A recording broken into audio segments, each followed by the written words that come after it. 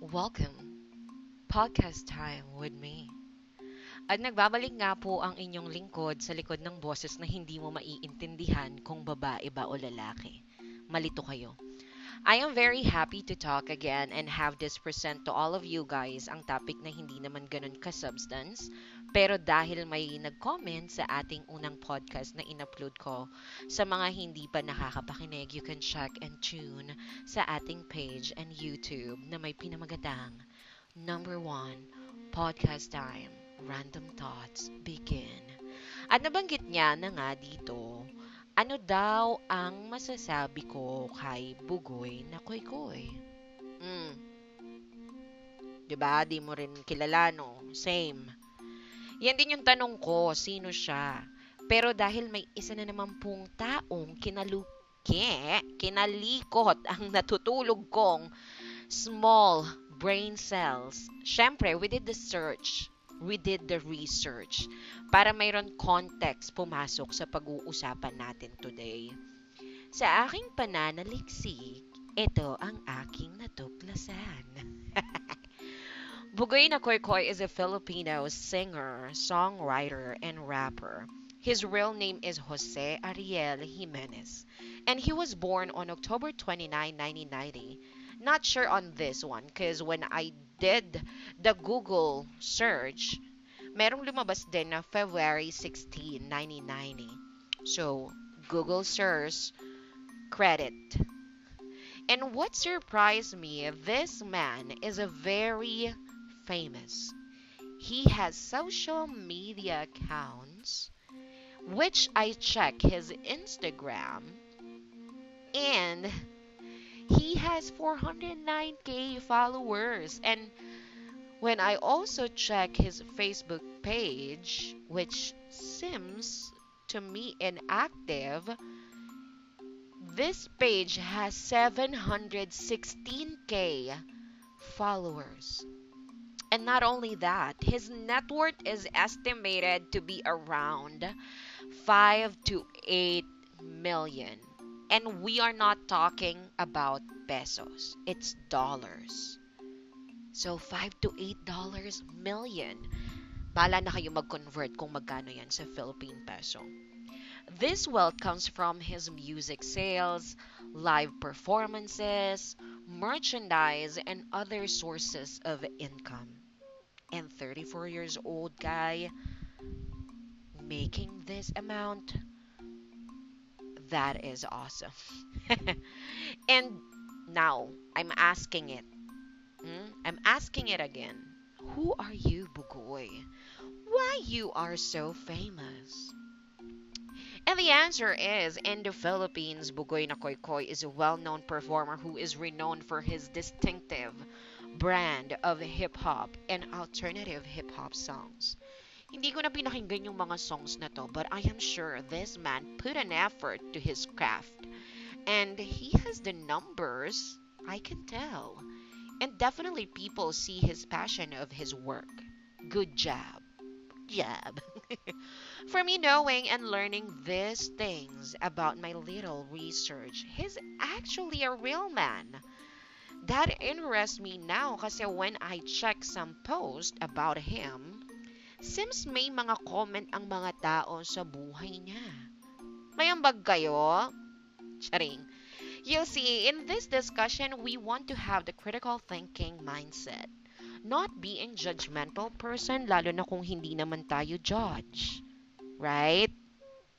Ika nga, you have all your freedom. Hindi rin ba siya pwedeng ganon? Gets mo? Gets ba natin? At eto na nga. Eto pa lang si Bugoy has 3 wives. Tatlong asawang babae.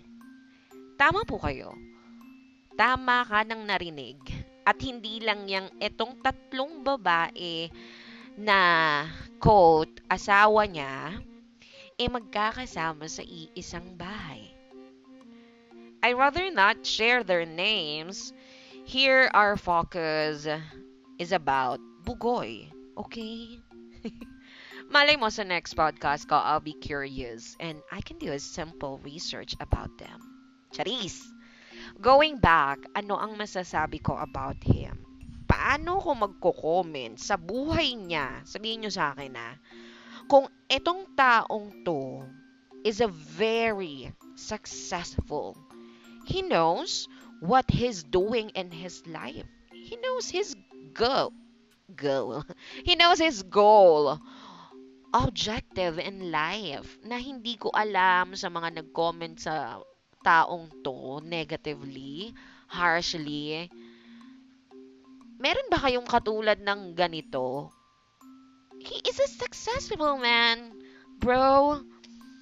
This dami niya doon. Dami rin kasi babae. But this man puts an effort and attention into his craft, which sets him apart from the societal norm.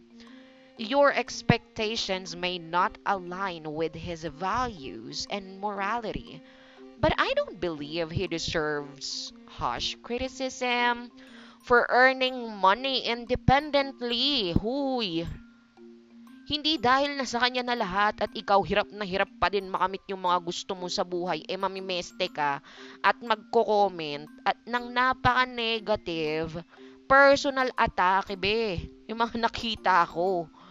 Dahil sa moral na pinaglalaban mo, dahil sa mindset na meron tong taong to na hindi mo maabot.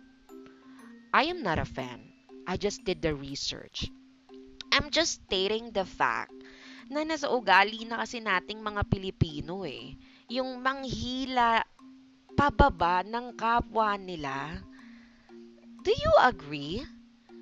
O ano kung tatlo ang asawa ng taong to? I would say kinakasama.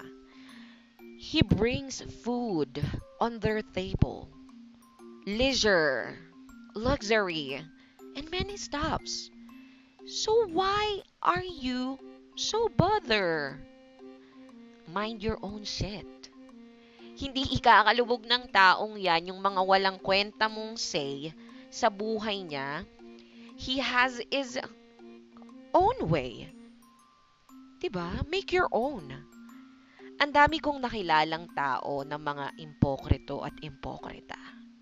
Mind you this, kapag ang tao mamamatay na, dalawa lang pupuntahan niyan eh. Mamili ka, sa langit o sa impyerno.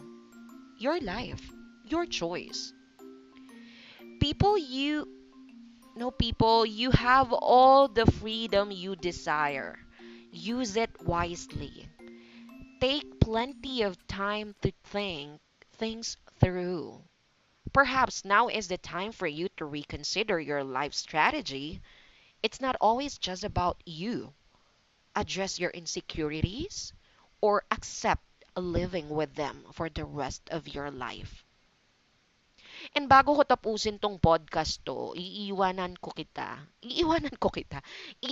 kita ng quote na pwede mong namnamin at isabuhay. Ready? One of life's greatest challenges is to consistently choose to do the right thing. Whether you decide to do the good or bad is ultimately up to you. Aim to become a better version of yourself. Mm, walang pinagkuhaan yun. Akin yun. Good night!